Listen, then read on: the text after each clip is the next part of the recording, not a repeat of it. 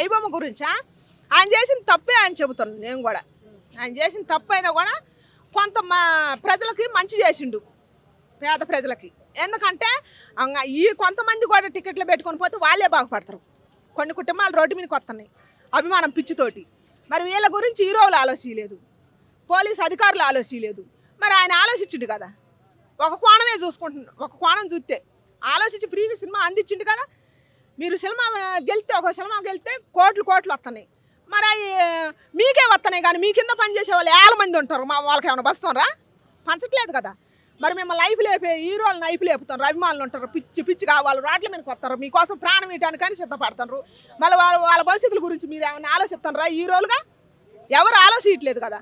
మరి దాని గురించి వాళ్ళు ఆలోచించినప్పుడు మనమే తీసుకోవాలి చర్య. ఇప్పుడు వాళ్ళ భవిష్యత్తు కోసం వాళ్ళు ఎట్ట మీటింగులు పెట్టారు, వాళ్ళు ఎట్ట మాట్లాడుతున్నారు, పైరసీ చేయటం, మేము ఇండస్ట్రీ కోల్పోతుంది, కొంతమందికి భవిష్యత్తు లేకుండా పోతుంది, ఇప్పుడు తీసుకొస్తారు అనమాట. పెద్దలు మాట్లాడుతున్నారు, ఇండస్ట్రీ పెద్దలు మాట్లాడుతున్నారు. ఒక మేకప్ మెయిన్ కాంచి, ఒక జూనియర్ ఆర్టిస్ట్ కాంచి ఏంది ఇండస్ట్రీలోనంటే అందరు పొట్టల మీద దెబ్బేస్తారంట. ఐబొమ్మ ఆయనకు అది వేసేది మీరే సార్, నేను చెబుతున్నా. ఇప్పుడు 30 ఏళ్ళ నుంచి కూడా 20 ఏళ్ళ నుంచి కూడా జూనియర్ ఆర్టిస్ట్కి 750 రూపాయలే. ఆ 750 రూపాయల కోసం 4:30కు లేస్తున్నారు, 3:30కు లేస్తున్నారు, రెడీ అవుతున్నారు ఆడవాళ్ళు. నేను చూస్తాను, లేడీస్ని నేను చూసినా, నేను కూడా పోయినా చూసిన. పాపం ఎంత కష్టమో. నిలబడి వాళ్ళకి కాళ్ళు వస్తున్నాయి, వాళ్ళకి ఆరోగ్యం బాగోట్లేదు, వాళ్ళ హెల్త్ గురించి పట్టించుకుంటారా? వాళ్ళకి ఏమైనా పెంచితే ఏమైంది? మీకైతే కోట్లు కావాలి కానీ జూనియర్ ఆర్టిస్ట్కి 750 కాకపోతే పెంచకూడదా? మొన్న ధర్నా చేశారు, ఏం పెంచారు? పెంచలేదంట అసలుకి. ఎవరి గురించి ఆలోచిస్తున్నారు? ఇప్పుడు హీరోలు నేను అడుగుతున్నా, ఎవరి గురించి ఆలోచిస్తున్నారు? ఈ ఇండస్ట్రీ పెద్దల్ని. మరి మీ కింద పనిచేసే వాళ్ళు చాలా మంది పాపం తలకాయలు కొట్టుకుంటున్నారు, రూమ్ రెంట్లు కట్టుకోలేక ఏడుతున్నారు పాపం కుర్రోళ్ళు. సినిమా పిచ్చితో వచ్చి పెళ్లి కాని కుర్రోళ్ళు ఇంట్లో తల్లిదండ్రులకు చెప్పి పాపం ఇంటికి పోవటానికి కూడా మొహం లేక చాలా మంది కృష్ణానగర్లో ఏడుతుర్రు. దీని గురించి పెద్దలకు పట్టించుకోవాలని బాధ్యత లేదా? దీని గురించి కూడా మీటింగ్ పెట్టాలి కదా. మరి మీ పైరసీ గురించి అయితే మాట్లాడుతున్నారు, మీకు నష్టం జరుగుతుందని. మీకు ఉండేది లేదు, ఊడేది ఏమి ఉండదు దీనివల్ల. మీ లగ్జరీ లైఫే మీది. మరి ప్రజల గురించి కూడా ఆలోచించమని నేను అడుగుతున్నాను. నేను ఒక్కదానే కదా, నాతో పాటు అందరూ అడగాలని నేను కోరుకుంటున్నా.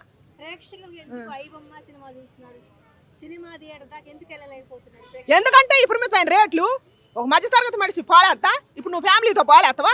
నీకు 4 ఉంటారు, 2 పిల్లలు ఉంటారు, భర్త భార్య పోవాలంటే 50 రూపాయలు పెంచుతారు. మళ్ళీ అంట థియేటర్లోకి పోతే మనం బయట నుంచి కొనుక్కొని పోకూడదు, వాళ్ళమ్మే తినాలి, వాళ్ళు ఎంత రేటు పెట్టినా. మరి దాని గురించి కూడా మాట్లాడాలి కదా. మీ మీద పిచ్చితో మా పిల్లలు ఆగమైపోతారు రోడ్లు బట్టి. మా హీరో గొప్ప అని. ఆ సినిమా బాగలేకపోయినా కూడా ఇప్పుడు వచ్చే సినిమాలు అయితే అసలుకే బాగలేదు. ఓ 10 ఏళ్ల కింద 15 ఏళ్ల కింద సినిమాలు చూస్తే కుటుంబంతో పోయి చూశారు. ఇప్పుడు వచ్చే సినిమాలు యూత్ తప్ప కుటుంబం పోతుందా అసలుకి? ఎవరన్నా పోయి చూస్తానరా? దీని గురించి మరి మాట్లాడాలి కదా, అందరూ చర్య తీసుకోవాలి కదా. మన భవిష్యత్తు ఆగమైపోతుంది. వాళ్ళ గురించి వాళ్ళు ఆలోచించి మీటింగులు పెట్టినప్పుడు మన గురించి కూడా మనం మాట్లాడాలి కదా. ఇంకెప్పుడైతే మనలో చైతన్యం? ప్రతి వాళ్ళు మనం దోసుకునే వాళ్ళే, మన రక్తం దాగుతున్నారు. దాని గురించి మాట్లాడాలని నేను కోరుకుంటున్నాను అందరూ. నేను ఒక్కదాన్నే కదా, నాకు ఇవాళ ఆరోగ్యం బాగోలేదు, నేను రేపు ఉంటున్నా పోతున్నా, నేను మీకోసం మాట్లాడుతున్నా. మీలో ఎప్పుడు చైతన్యం వద్ది? మంచి మాట్లాడేవాడు ఎప్పుడు మధ్యలో కలిసిపోవటమేనా? చెడు మాట్లాడేవాడు ఆకాశంలో కూర్చోబెడతారు, ఎప్పుడు మారుతారు? అదే నేను అడుగుతున్నా జనాన్ని. హీరోయిన్ ఒక హీరోయిన్ ఆ రోజుల్లో హీరోయిన్ పెడితే ఒంటి నిండా బట్టలు పెట్టారు. ఆ సినిమా కుటుంబం పోయి చూశారు. ఇప్పుడు హీరోయిన్ కోసం ఏం పెడతారు? ఒక్క పాట పెడతారు. ఆ ఒక్క పాట పెట్టి ఆడదాన్ని ఏం చూపిస్తారు? ఆమెను ఏం చూపిస్తారు? మీరు ఏ నుంచి పుట్టినరో అది చూపిస్తారు, మీరు ఏ నుంచి తాగి పెరిగి పెద్ద అయ్యారో అది చూపిస్తారు. ఆడ 2 పేలికలు పెట్టి ఏం మెసేజ్ అందిస్తారు ఈ సమాజానికి? మీరు కూడా ఒక తల్లికి పుట్టినోళ్ళే కదా, మరి ఆ బాధ్యత మీకు లేదా? సత్యనారాయణ సార్కు లేదా? అది అడగకూడదా? యూత్ని జరగొట్టేది ఎట్టాడు సినిమాలు కాదా? యూత్ పాడైపోతారు, మానభంగాలు జరుగుతున్నాయి, హత్యలు జరుగుతున్నాయి అంటే వాటి గురించే కదా. మరి ఇదైతే టెర్రరిస్ట్ అని పట్టుకొచ్చారు కరెక్టే. మరి తాగుడు వద్దని చెప్తున్నారు, అనాదిగా ఎప్పటి నుంచో, నేను పుట్టక ముందు నుంచి వస్తుంది. మరి ఆ తాగుడు తీసేయలేదు ఆ బెల్ట్ షాపులు, దానివల్ల ఎన్ని కుటుంబాలు రోడ్డుకు ఎక్కుతున్నాయి. దాని గురించి ఎవరన్నా చర్య తీసుకుంటారా? ఇప్పుడు ఆ తాగుడు వల్ల పిల్లల భవిష్యత్తు, ఈ తరం పిల్లల భవిష్యత్తు మీద కూడా దెబ్బ పడుతుంది. ఎందుకంటే పిల్లనిచ్చే వాళ్ళు కూడా తాగుబోతాడు, తిరుగుబోతాడు, మేము పిల్లలు ఏమంటారు, వాళ్ళ భవిష్యత్తు ఆగమైపోతుంది కదా. మరి మీరు అప్పుడు పెట్టకుండా ఉండండి, దాని గురించి కూడా అడగాలి కదా. ఇవన్నీ ప్రజలకు అడిగే హక్కు ఉంది, దయచేసి మారండి. ఎవరో వచ్చి ఏదో శాస్త్రాన్ని ఎదురు చూడొద్దు. మనం మారుతూనే తిరగబడితేనే మన కోసం మనమే అడుక్కోవాలా. మంచి పనే జరిగింది. సినిమా వాళ్ళకి, సినిమా ప్రొడ్యూసర్ గారికే గానీ, డైరెక్టర్లకే గానీ ప్రతి ఒక్క 24 క్రాఫ్ట్స్‌లో ప్రతి క్రాఫ్ట్‌కి న్యాయం జరిగింది. ఈ ఐబొమ్మ రాబట్టి సినిమాల్లో థియేటర్లలో సినిమాలు ఆడట్లేదు. ఇవాళ ఫస్ట్ షో, వాళ్ళ మార్నింగ్ షో పడిందో లేదో ఫస్ట్ షో కల్లా అది ఫోన్లలో వచ్చేసేస్తుంది. ఫోన్లు ఏంటి, ట్యాబ్లు ఏంటి, తర్వాత మిగతా అన్నిట్లలో టెలికాస్ట్ అయిపోతుంది. దీని మీద ఏంటంటే సినిమా తీసిన ప్రొడ్యూసర్ నష్టపోతున్నాడు.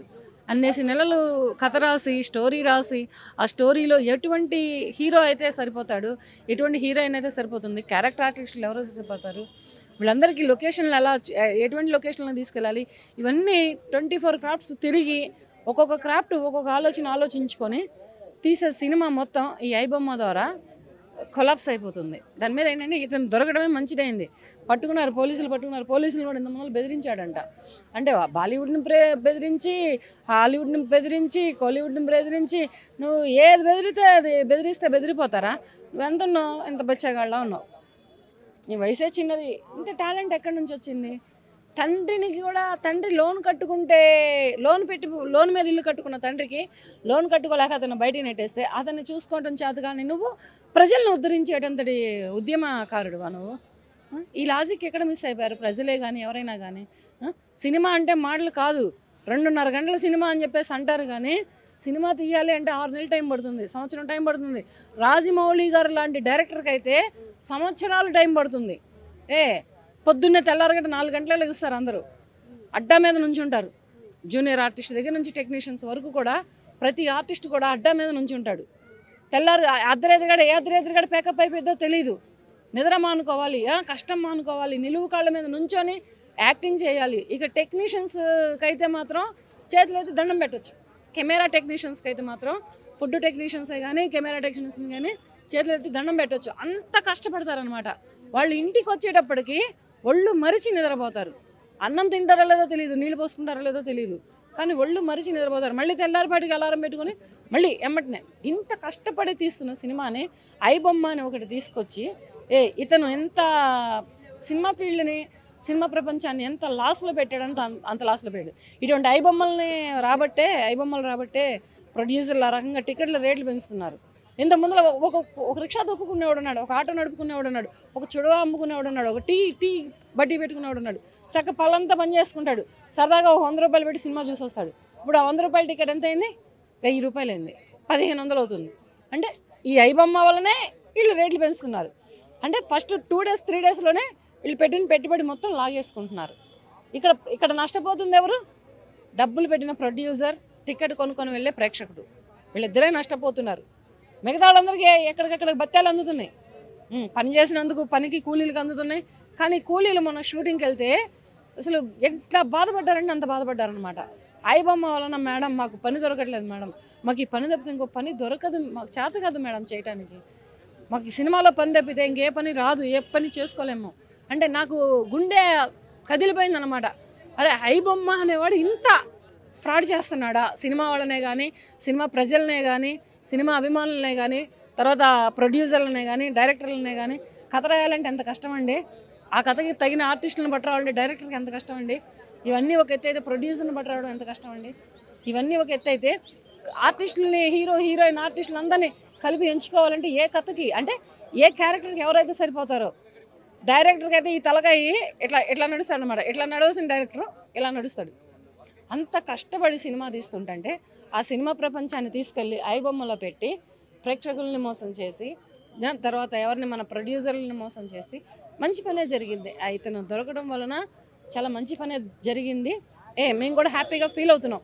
ఒక నటిగా నేను ఒక నటినే, నాకు కాకపోతే నాకు పని దొరికిద్ది, నాకు పని దొరికినాడు నేను వెళ్తా. లేకపోతే ఇప్పుడు ఐబొమ్మ వల్ల నాకు కూడా పని దొరకట్లేదు, పని ఇవ్వట్లేదు. ఫస్ట్ సినిమా స్టార్ట్ అయ్యి సినిమా థియేటర్లో ఒక 50 రోజులు 100 రోజులు ఆడితే అప్పుడు నాలాంటి చిన్న ఆర్టిస్టులకు పని దొరుకుతుంది. కానీ అక్కడ పనే లేకపోతే, సినిమాలు ఆడకపోతే నాకు పని ఎవరిస్తారు? నాకు కూడా నడడం తప్ప ఇంకో పని ఏమీ రాదు. ఇంకో పని ఏం చేసుకొని నేను కూడా ఆ పనే నా పని, ఇంకంతకుమించి ఇంకేం పని రాదు. ఇటువంటి మాకు పని ఇచ్చి అన్నం పెట్టి డబ్బులు ఇస్తున్నటువంటి మా సినిమా ప్రపంచాన్ని ఈ ఐబొమ్మ వచ్చిన దగ్గర నుంచి ఎంత వేల కోట్లలో నష్టపోయామంటే అంత వేల కోట్లలో నష్టపోయాం మేము. కనుక ఇతను దొరికాడు కనుక ఇతన్ని వదలకుండా గవర్నమెంట్లు అన్ని రాష్ట్రాలు ఇప్పుడు ఇండియాలో ఎన్ని ప్రభుత్వాలు అయితే ఉన్నాయో, ఎన్ని రాష్ట్ర గవర్నమెంట్లు అయితే ఉన్నాయో మొత్తం కలిపి ఒక్కటే నిర్ణయం తీసుకోవాలి. ఈసారి ఇటువంటి ఐబొమ్మ అనేది సృష్టించాలి అంటే వెన్నులో వణుకు పడాలి, ప్యాంటు తడిచిపోవాలి ఎవరికైనా కానీ. అది ఈ సినిమా ప్రపంచం జోలి రావాలి అంటేనే ఇటువంటి ఐబొమ్మలు ఏంటి, ఆ బొమ్మలు ఏంటి, ఈ బొమ్మలు ఏంటి తీసుకురావాలంటేనే వాడికి వెన్నుపూసి ఇరిగిపోవాలి, ప్యాంటు చొక్కా రెండు తడిచిపోయే అటువంటి ట్రీట్మెంటు మన సజ్జినార్ గారు మన హైదరాబాద్లో పట్టుకున్నారు కనుక సజ్జినార్ గారు ఇస్తే బాగుంటుందని నేను కోరుకుంటున్నాను. సజ్జినార్ గారు ఇటువంటి వాళ్ళని వదలొద్దండి, మా సినిమా ప్రపంచాన్ని కాపాడండి, మా సినిమా వాళ్ళని కాపాడండి. ప్రొడ్యూసర్ దగ్గర నుంచి గిన్నెలు కడిగే అమ్మాయి దాకా కూడా పని లేక చాలా ఇబ్బందులు పడుతున్నాం మేము. మాకందరికీ పని కల్పించి అన్నం పెట్టించే దేవుళ్ళు ఎవరంటే మా సినిమా వాళ్ళే, మా నటన వరకు, మా సినిమా గ్రూప్ వరకు. దయచేసి వాళ్ళు మాత్రం వదలొద్దండి సజ్జినార్ గారు.